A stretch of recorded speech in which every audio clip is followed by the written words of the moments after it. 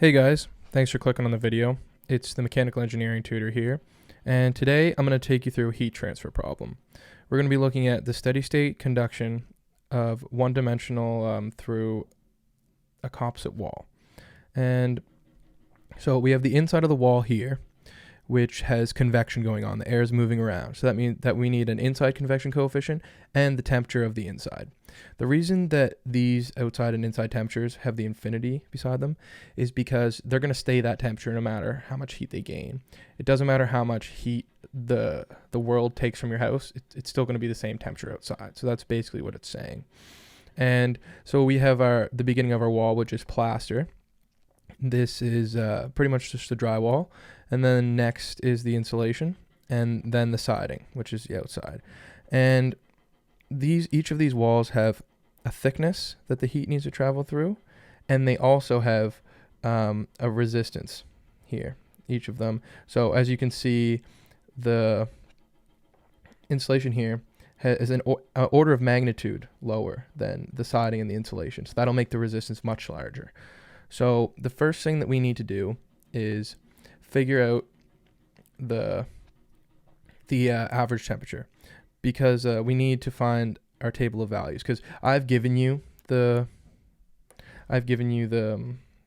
resistance of these materials to heat, but for your guys' questions, you're probably going to have to go through your table and find them based off of what is stated in the question and based off what the temperature is. So we'll do that first. And that's called T hat.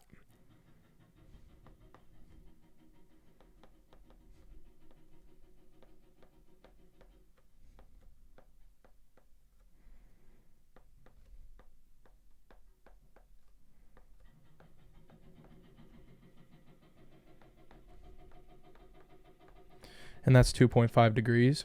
And that is roughly equal to 300 Kelvin, because you're going to need to use Kelvin to find these properties in your book. So now actually solving the question, we want to find the total resistance of the composite wall.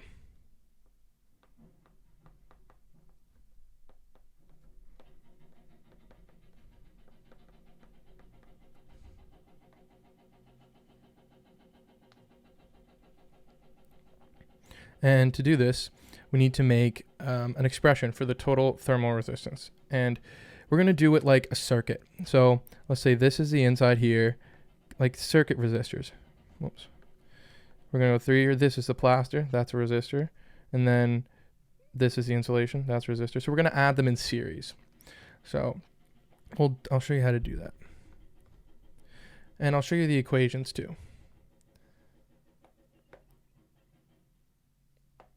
So the equations we want to use for the resistance of the convection, because the convection heat transfer on the inside and outside is different than the conduction through the material. So the formula for the resistance of convection is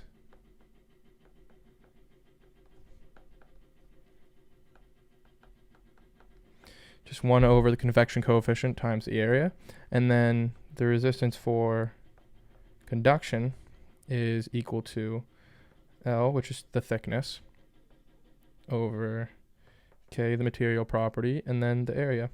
So we want to add those up in series to create a total resistance expression. And we'll start with the inside.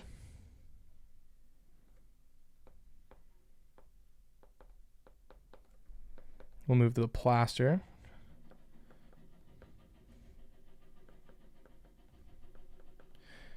Then the insulation.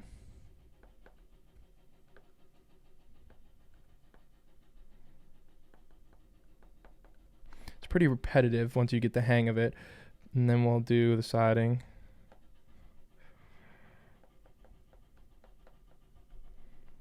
And the outside. So this is our expression for the total resistance of this wall. And we'll sub in the values and we'll calculate it.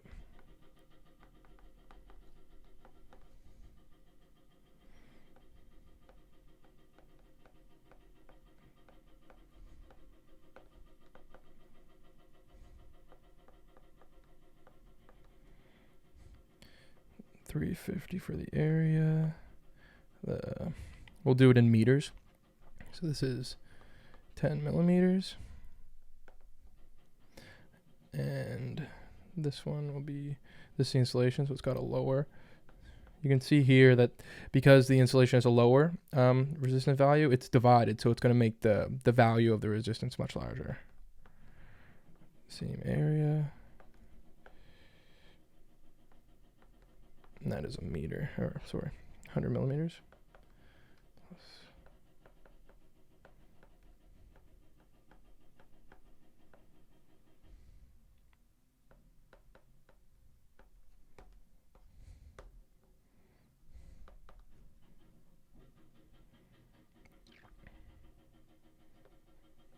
Sorry, we're gonna add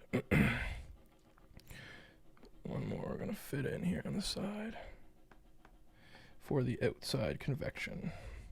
All right, and when we sub in those values and calculate it out, we're gonna get a value of the total resistance of the wall equal to 831 times 10 to the negative 5 degrees Celsius per watt. And this is our total resistance of the composite wall. Now, we need to use this resistance and figure out the heat loss through the wall. And the formula used for that will be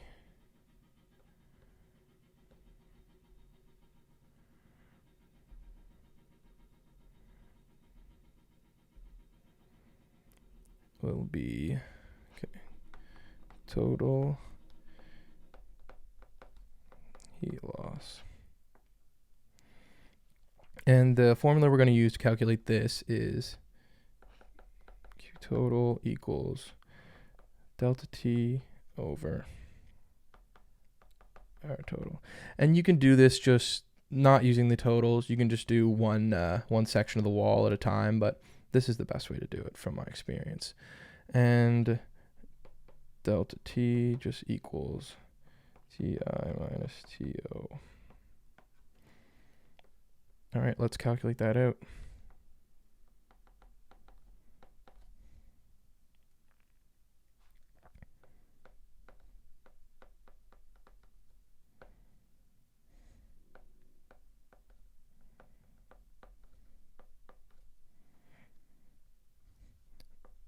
Total heat loss through the wall is 4.21 kilowatts.